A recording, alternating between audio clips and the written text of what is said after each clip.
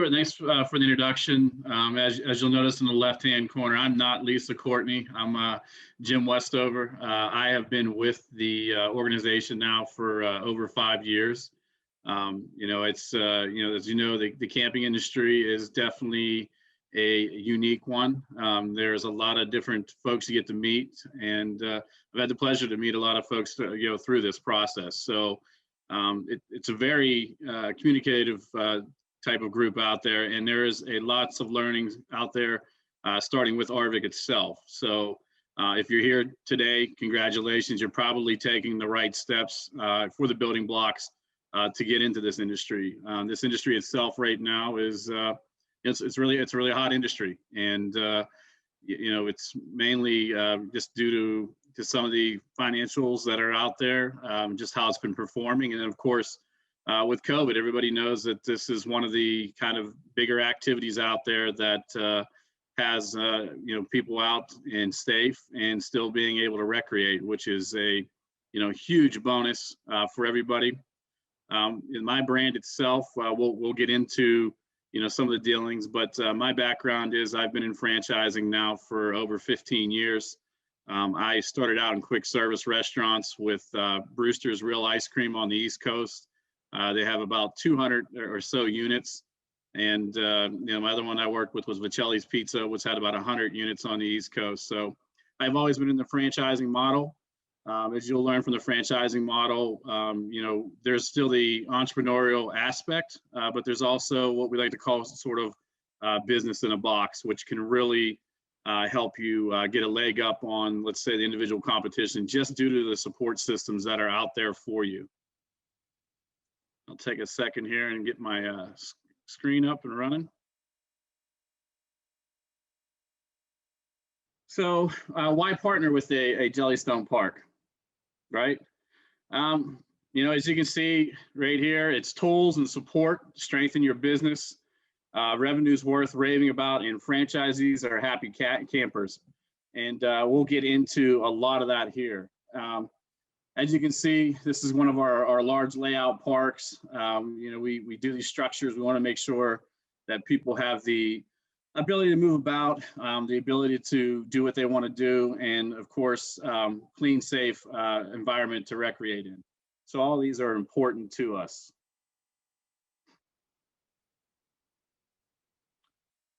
Training, franchisees are provided with an unparalleled level of ongoing training, education, and support.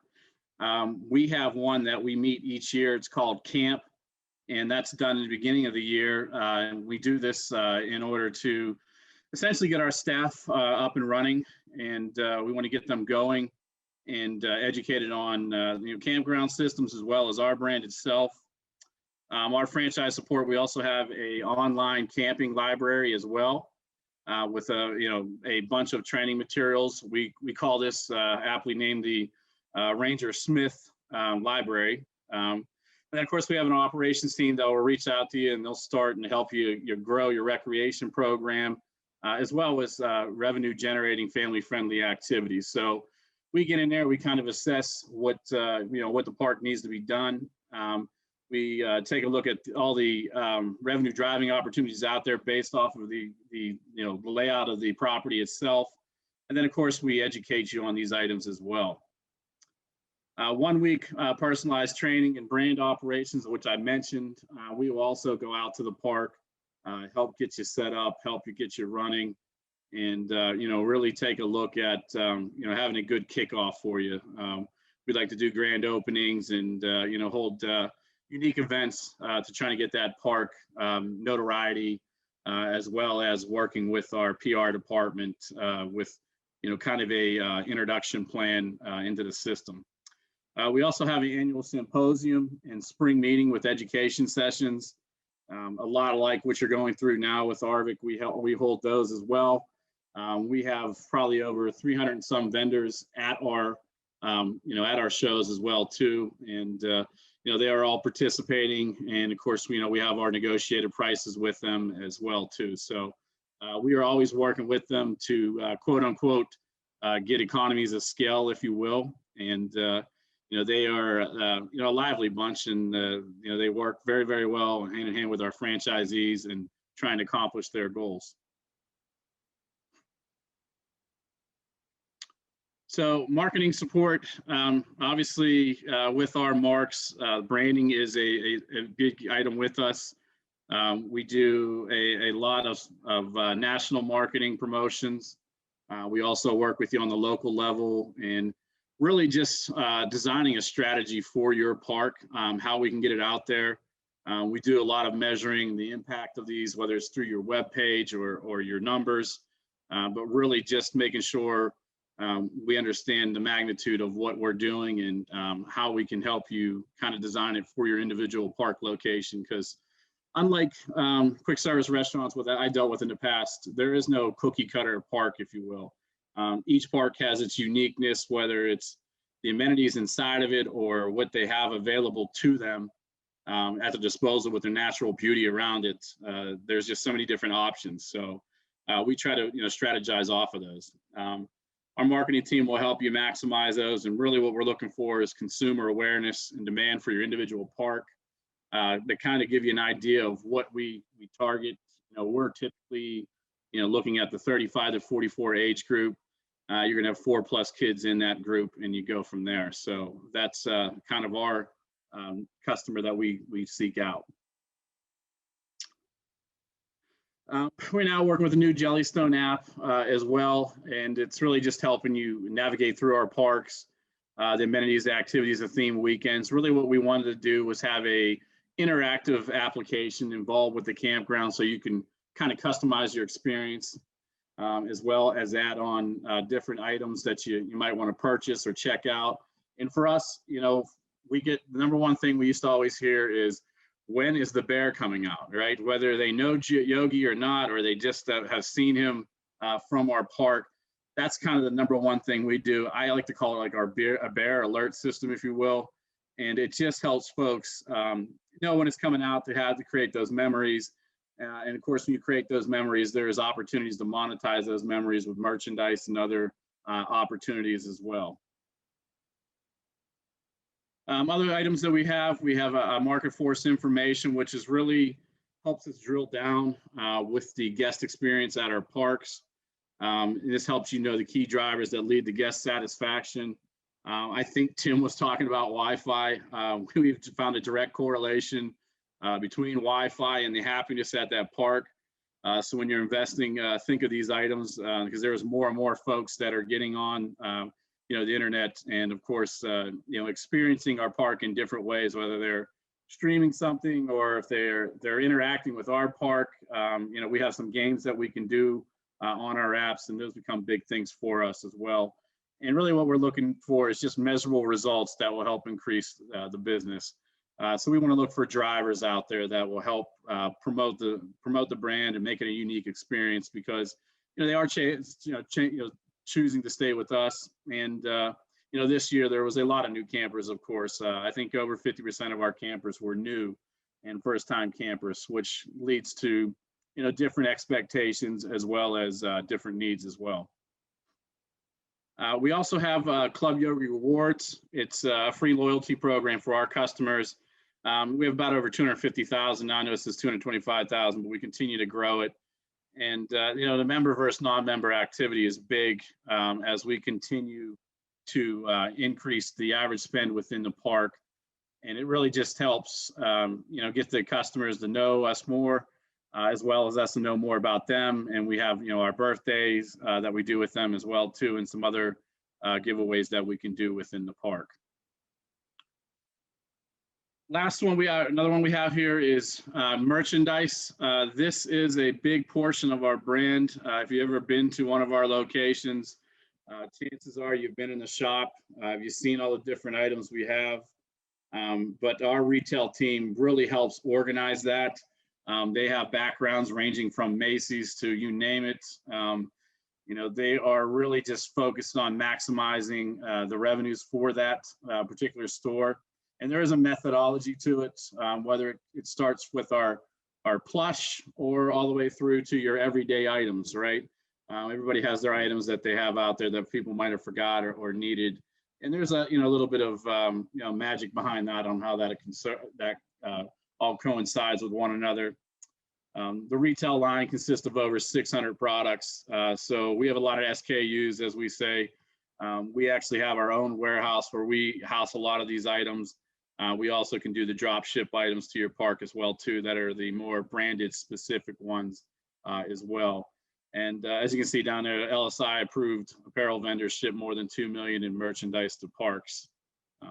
Ancillary income is a huge portion of our brand, which represented about 30% last year. Okay, we like to say smarter than the average franchise, obviously a little bit of wordplay on smarter than the average bear.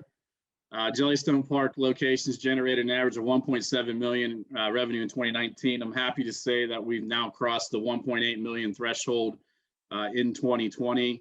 Jellystone Park existing locations have averaged up 11% annually the past 5 years. Last year, we continued that with double-digit growth, particularly on the second half of the year as consumers continue to flock to the parks as well as extend their stays and extend the seasons for us as well. 86% of Jellystone Park guests enjoy a household income of greater than $50,000. So we are looking for a little bit of a higher end consumer, and that's kind of how we do a lot of our target marketing and digital marketing. The average Jellystone Park generates 30% of its income from ancillary items such as food, merchandise, and activity fees.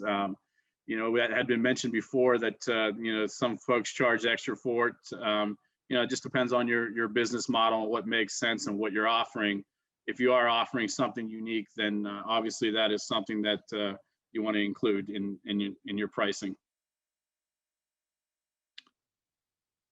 Okay, Jellystone Park customers, just a little bit of a breakdown. 53% of our buyers book their reservations online.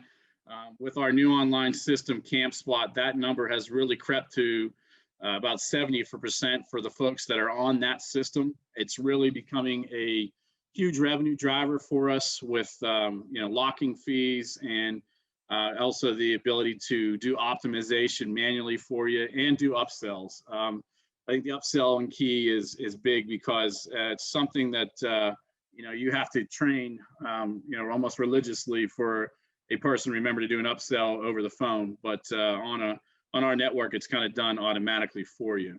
62% of the buyers drove less than 120 miles to the park. So we're always looking to see what is the demographics within 2 to 2.5 hour drive, right? What kind of folks can we pull from there, and what are the demographics for it? Breakdown of total camping nights per year. 1 to 3 total nights is 35.9%. 4 to 7 is 22.7. So if you're looking at this, basically 58.6 of it are camping up to 7 total nights. Then we start to look at our business model differs from others. 8 to 14 total nights, 15.7, 15 to 21 total nights, 11.9, and then 22 or more nights is only 13.9. So we're not a large, I'll say, seasonal or monthly camping organization.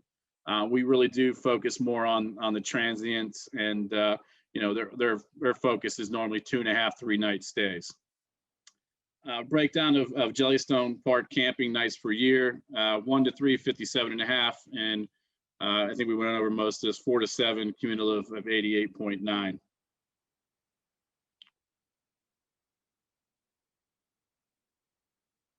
Okay, just a more recap on our consumers. I mentioned before, we're looking at for that 35 to 44. You can see 40.5% of our buyers are in that age range, and 74.9% of our buyers are female. So the saying we have is, if mama ain't happy, then nobody's happy. So we really do cater to females. We understand they're booking the decision. It's really about their comfort and, really dealing with the kids and keeping them in a safe, clean environment. 85% of our buyers have kids from ages 6 to 10. The household income we talked a little bit about before. I think the big one is 30% enjoy a household income between 100 to 150,000. So they are more than willing to pay for the experiences if you are willing to provide premium experiences for them. And that kind of comes into play with our marketing and kind of the pricing that we can do for our parks. Okay, average revenue per site. I think everybody has this as they look, whether they are building or whether they are looking at park performance. Our average revenue per site on a traditional is 4,847, a seasonal 2,451. Our cabin rentals 10,598, and overall you're looking at about 7,400 on the average revenue per site. So we are very premium heavy. The cabins have come to make up about 25% of our sites now currently. So that's probably a little different than what most are out there, but it really does open yourself to different consumers, camping consumers, as well as extend your season. And we found a lot of success doing that. Okay, revenue by site night, $151 essentially per site. It represents about 104. Your stores at 14 and your ancillary $31. So that's how a typical stay at a Jellystone breaks out for us. Okay, revenue by category. As you can see, and we pointed out a lot through the presentation, extended stay is only about 6% of our income. It's not a huge portion. I know Tim had talked about what's the proper mix for that. That really is up to you and how you want to handle things. Some want that bigger upfront payment. Other ones can take a look at it and say, okay, I can make more of this being transient. And there's software out to do that. CampSpot covers that for us when we're trying to decide what to maybe deem something extended stay versus transient. Because if it's something where hey, we're not going to rent this out for more than $2,000, then okay, maybe we extended stay it for $2,500, for instance. But you can see a site's about 42%. Rental units, which are our cabins, are 23%, and ancillary is 20%. And 9% is just our store alone, which is the merchandise. Satisfaction's everything. So we do a survey, and I think KOA does as well. And we both score, I think, relatively well. Franchise Business Reviews satisfaction survey: 92% of our current franchisees recommend our brand to other campground owners. 88% of our franchisees would make the same decision to invest in the franchise again. And I think that's a huge one for us. If you're willing to keep doing something, you're usually probably in a pretty good marriage, and that speaks volumes to what both groups think of each other. Okay, creating a Jellystone park. There's obviously different options on how to get into brand. You can build a brand new park. There's definitely a lot of obstacles that are involved with it. We work with a company called Environmental Design Group. They really help us with the layouts of parks and then kind of the determining of that park. Also, we work with the potential franchisee on the demographics, as well as putting together a pro forma. And that pro forma is pretty huge in determining, what's the outcome of this park and, what's the investment level should be. We also do the transition existing campground into a Jellystone Park. What that entails is us visiting the location, and we write up what we call an addendum B and determine what items are necessary to qualify to be a Jellystone. And then, of course, the last one's most common one, purchase an existing Jellystone Park. We do have some locations for sale, that vary across the United States. Okay, here is just some of our standards of operation to get in. I had mentioned 125 RV sites. We do require at least 4 rental units. The 3 to 5 year business plan is on here. We just want to make sure you're getting into. We also want to set expectations. Is it by no means set in stone that that's how you're going to perform? Absolutely not. There's a lot of factors that go into that. But we at least want to make sure that we have you educated in a manner of what this could produce. Obviously, the store is a big area for us. Pools is big, as well as water features. Personally, the water features are great, in my opinion, to keep parks full, as well as longer stays, modern comfort stations, dump stations, pavilions, commercial playground equipment, and we have a theater. And then obviously the last two are big ones for us, which is planned activities program and staff, because you do need to staff that up, as well as the costume character appearances. Currently, we're doing no initial franchise fee. That also gives you a 10-foot Yogi Bear statue, as well as a Yogi Bear costume included. Land agreements are a little bit different. We essentially reserve a territory for you for 18 months. There's a $6,000 fee with that. It'll be credited back to you through their various items. Really, what we want to do is make sure you have some skin in the game and the ability to reserve that territory so someone can't take that from you, or we have some kind of documentation for it. Okay, and as we say, it's not just a campground, it's a Jellystone Park campground. I do see some Q&As. We can work to yeah, those. thanks, Jim. We've got a few Q&As popped in there, if you wouldn't mind taking a look at those. And anyone that would like to add any, please do so, or feel free to raise your hand. Okay, I see the first one that says, how big are our franchise regions? That really depends on the demographics, but I would say for instance, really, I would say at least a 25 to 50 mile radius of protection. We know it's going to be a large investment in our brand, so we really want to protect it, and we don't want to cannibalize you with another Jellystone. So we do, really negotiate and work through that process of it. But I'd say in general, 25 to 50 mile radius. Okay, next one I said is Yogi still a strong brand, considering Hanna-Barbera isn't as popular anymore.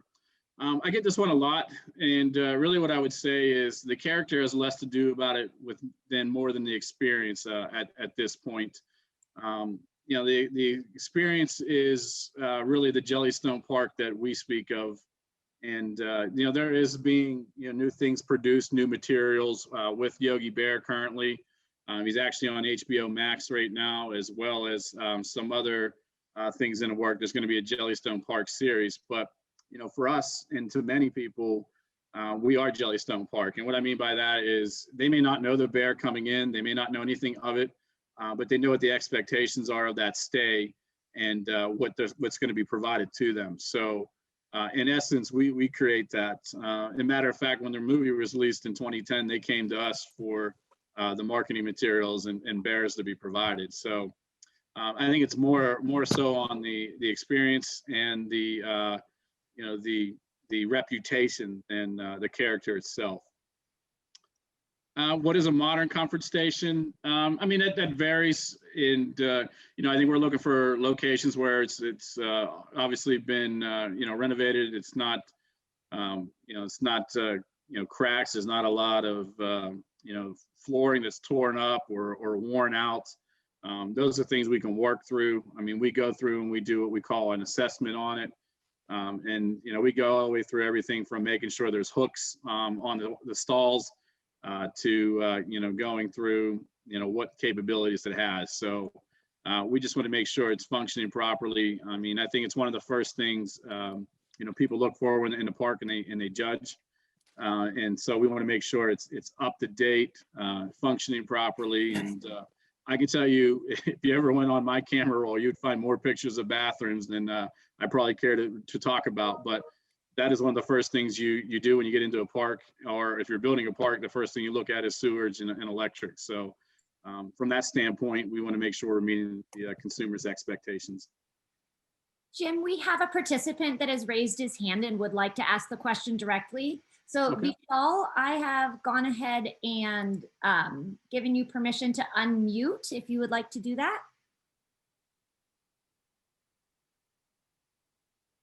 You can do so by hovering over the screen and clicking the microphone in the lower left corner.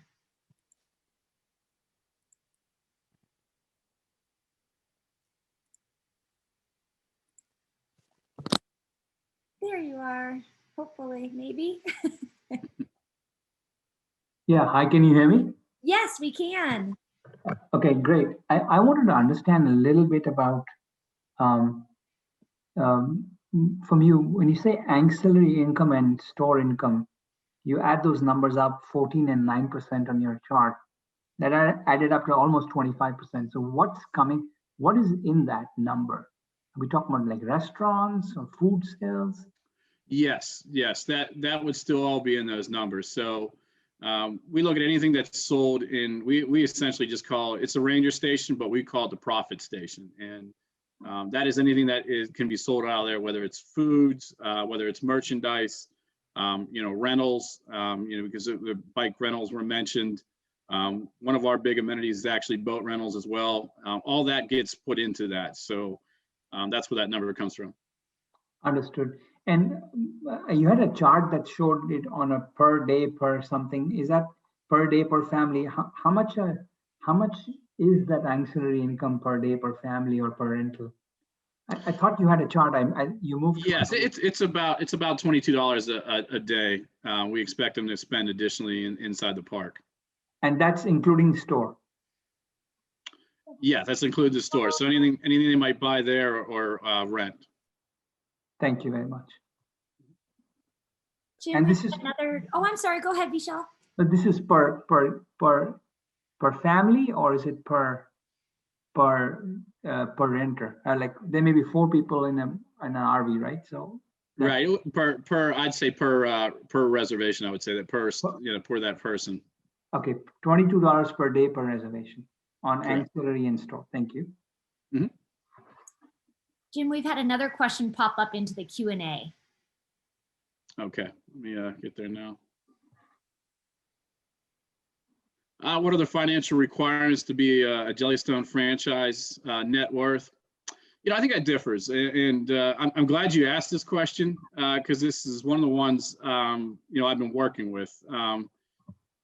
Essentially, we're looking at probably 100,000, 250,000 at least on the net worth end. But I think there's 2 options now, and there's a company we work with is called Essential Properties Real Estate.